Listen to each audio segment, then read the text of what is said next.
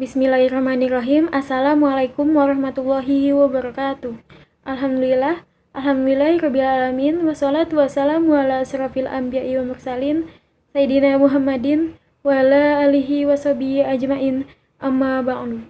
Yang kami hormati Ibu Afiati Handayudia Fitriani SPD MPD selaku dosen pengampu mata kuliah Bahasa Indonesia, dan yang kami cintai teman-teman sekalian. Kami dari kelompok 9 akan mempresentasikan PPT Bahasa Indonesia yang berjudul Bagian Isi dan Penutup Karya Ilmiah. Sebelum presentasi, izinkan kami memperkenalkan anggota kelompok kami yang terdiri dari Leni Novitasari, Aisyah Nur Khotimah, dan saya sendiri Najma Malika Wilangkori. Bagian isi. Bagian isi ialah bagian inti dalam karya ilmiah yang meliputi bab pendahuluan, bab landasan teoritis, bab objek lokasi penelitian khusus untuk praktik kerja, bab pembahasan yang memuat analisis data, dan bab penutup. Dengan kata lain, bagian isi merupakan penelitian si penulis. Bab pendahuluan memuat penjelasan atau pengantar isi karangan ilmiah. Bab ini juga memuat landasan kerja dan arahan dalam penyusunan karangan ilmiah. Pada bagian ini diuraikan A. Masalah yang akan diteliti, B. Contoh masalah, C. Penjelasan tentang dipilihnya masalah bagi penulis ataupun bagi orang lain, D. Argumentasi yang logis antara data yang merupakan realitas dan teori yang merupakan harapan. Bab 1. Pendahuluan. Pada bagian pendahuluan ini terdiri dari beberapa bagian, yaitu 1. Latar belakang masalah, 2. Rumusan masalah, 3. Batasan masalah, 4. Tujuan penelitian, 5. Hipotesis, 6. Manfaat penelitian.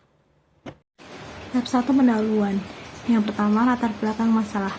Latar belakang masalah berisi mengenai permasalahan yang ditemukan di lapangan dan kesenjangan antara kenyataan atau realita dengan teori. Penulis juga menjelaskan alasan dan dasar pemilihan topik. Yang kedua, rumusan masalah. Rumusan masalah berisi mengenai permasalahan-permasalahan yang akan dibahas dalam penelitian dan ditulis dalam bentuk kalimat pertanyaan. Pertanyaan ini akan dijelaskan jawabannya pada bagian pembahasan. Yang ketiga, batasan masalah. Batasan masalah berisi mengenai batasan-batasan permasalahan yang ingin dibahas sehingga cakupan bahasa tidak meluas dan tetap relevan. Yang keempat, tujuan penelitian. Tujuan penelitian berisi tentang kalimat-kalimat pernyataan yang mengacu pada pertanyaan rumusan masalah. Misalnya, jika pada rumusan masalahnya adalah bagaimana pengaruh gadget terhadap gaya belajar siswa, maka di tujuan penelitian dituliskan untuk menjelaskan pengaruh gadget terhadap gaya belajar siswa. Yang kelima, hipotesis. Hipotesis adalah pernyataan sesuatu yang dianggap benar untuk pengutaraan pendapat dan kebenaran masih perlu dibuktikan dalam penelitian. Yang keenam, manfaat penelitian. Sebuah penelitian tentu memiliki manfaat bagi banyak orang.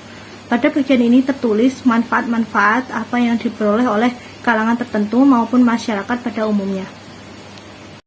Yang selanjutnya yaitu bab 2, landasan teori. Pada bagian ini penulis menjelaskan mengenai teori-teori yang berhubungan dengan permasalahan yang akan dibahas dari para ahli dan juga dari sumber-sumber yang dapat dipercaya kebenaran teorinya. Selanjutnya bab 3, metode penelitian. Pada bagian ini menjelaskan mengenai cara atau sistem yang digunakan pada peneliti agar terbukti atau teruji dengan benar penelitian yang diteliti.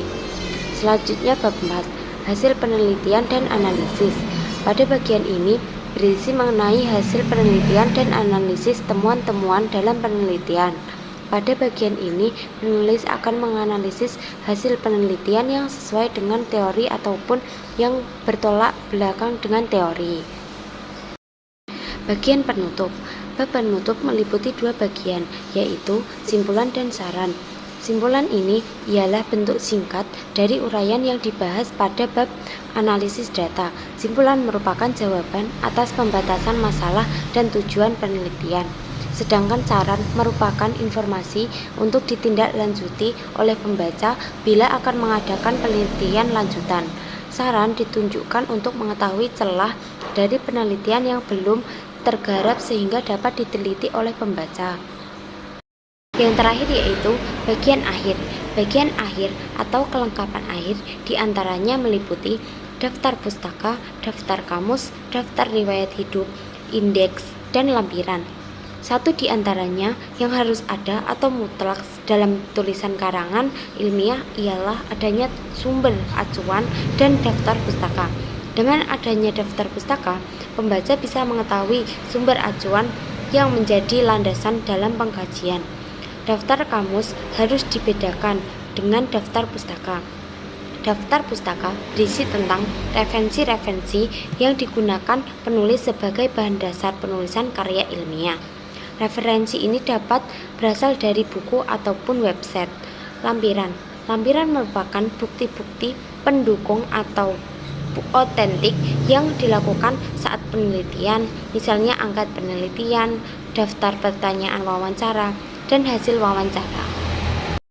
Sekian presentasi dari kelompok kami, kurang lebihnya mohon dimaafkan. Wassalamualaikum warahmatullahi wabarakatuh.